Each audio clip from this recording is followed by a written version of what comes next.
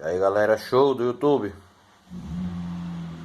Galera, eu tô aqui com Serra Mármore Bosch GDC 1440.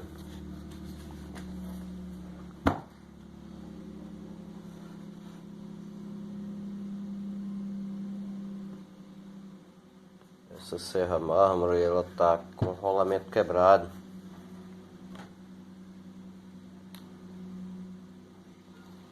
Barulho estranho aqui quando aciona o interruptor de partida. Vou mostrar para vocês aqui o barulho que ela faz, ela funcionando em funcionamento.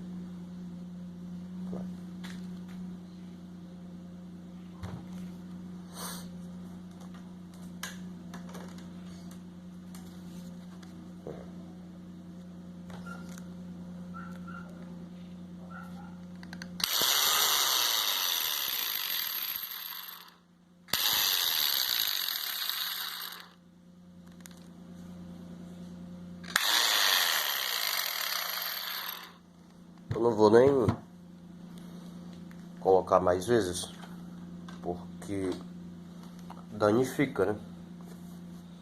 O induzido vai girar dentro da bobina quando o campo magnético é acionado e vai ralar o estator da bobina, ralar também o induzido. Não é correto.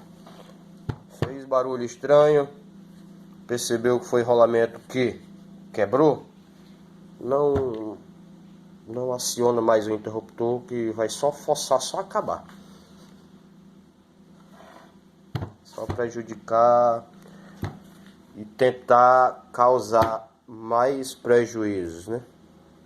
Mais danos que vai causar na bobina dela, no funcionamento dela. Eu vou abrir ela daqui a pouco e verificar qual o rolamento e repor o rolamento. Aí depois que eu repor o rolamento que está quebrado, dar uma engraxadinha no que eu colocar e engraxar também o outro, se tiver bom, porque se não tiver bom já tem que repor os dois, mas provavelmente aqui é só um que tá quebrado, e vai ser o da dianteira aqui, eu acho, eu imagino que sim.